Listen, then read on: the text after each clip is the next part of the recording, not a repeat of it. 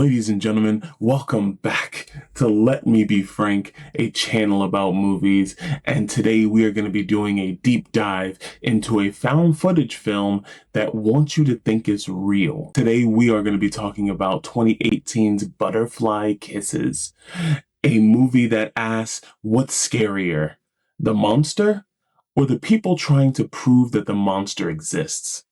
Ladies and gentlemen, let's talk about it. Ladies and gentlemen, it's showtime. So this film takes the mockumentary found footage genre and layers it like a horror lasagna. First layer, a student filmmaker supposedly shoots a documentary about a local legend named Peeping Tom, a figure who appears closer every time you blink. Years later, a new filmmaker finds her tapes and decides he's going to prove that they are real. Third layer, the movie you're watching is pretending to be a documentary about the filmmaker who's making a documentary about the student who was making a documentary. Yeah, I know, it's a lot, but somehow it works. So now we're going to get into what actually makes this movie work. And for me, the first thing that made this movie work, or is why I wanted to watch it in the first place, is just the concept. The concept that there is a monster that gets closer to you every single time you blink is absolutely fucking horrifying. It's as scary as falling asleep and there's Freddy, or going on a camping trip and there's Jason, or simply opening a box and there's Pinhead. This monster is almost unbeatable. Once it comes after you, I mean, we all have to blink. You can try your best, but at some point, your body is going to force you to blink. So the concept that this monster is treating your eyelids like some sort of death clock is absolutely horrifying because there's nothing you could possibly do to stop it. The second thing that makes this movie really interesting and, in my opinion, worth watching is the commentary.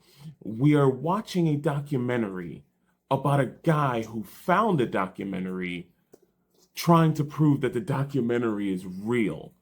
And that is just the big bone of contention in this one is this real or is this just one of those student films? I know we've all seen those horror videos right here on YouTube where people are often in the comments debating whether it is an actual thing or if it's just a student project, which we have found out in the past that some of our most creepy videos just turned out to be really good student projects that, without any context, left us feeling a bit uneasy.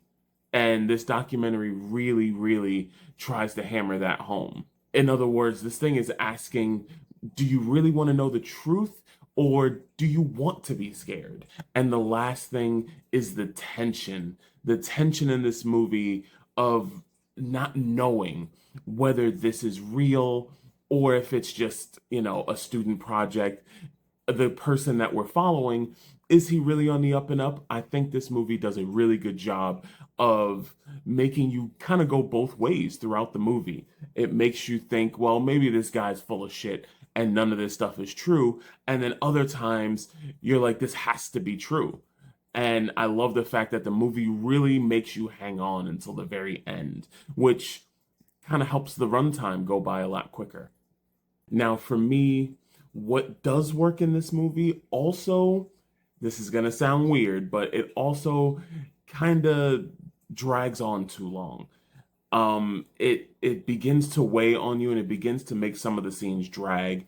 The main person we're following, the dude is just such an obsessed asshole that you kind of just want him to go away, and you tend to not care about whether it's real or not because he is being just such a cockbag throughout so much of this movie that you're almost rooting for it to not be true just so that he can be left looking stupid.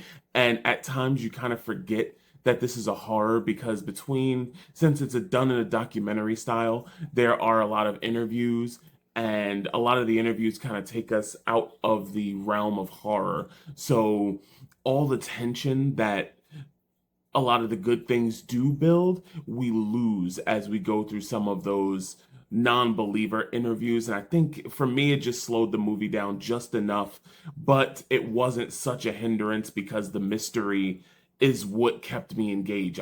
I needed to know, since I dedicated my time to this, whether this was real or just some made up bullshit. So my final thoughts on this one is, if you are a fan of found footage movies and you're just looking for something different, something unique, something you've never seen, I think this would be a very good watch for you. On this channel, I give credit to original ideas, even if they tend to maybe fall a little flat, just because they are a new idea and maybe the person isn't Martin Scorsese, and they're an up and coming director using new actors, and they've done very few projects. I can't really be mad at someone at least attempting to make something that is not so cookie cutter as what big Hollywood sometimes gives us. Sometimes big Hollywood is so concerned with making money that we get another I Know What You Did Last Summer instead of making more Sinners or more Butterfly Kisses or more Skidamarink or anything that just pushes the boundary of what we can do. So while this movie is not perfect and everyone isn't gonna like it, I do at least applaud the attempt at doing something original. Ladies and gentlemen, I want to thank you so much for joining me on this latest video. I know I've been absent, but as you could probably tell, we got a piece of new equipment. So integrating the new equipment with the old equipment and then trying not to break the old equipment because it won't sync with the new equipment is why these videos have taken so much longer to come out. But we are gonna be pumping them out. Like, I got a lot down here on this tablet that we're going to be sharing, but let me know, have you seen Butterfly Kisses? Have you even heard of it? Let me know in the comments, and I will see y'all in the next video. Peace.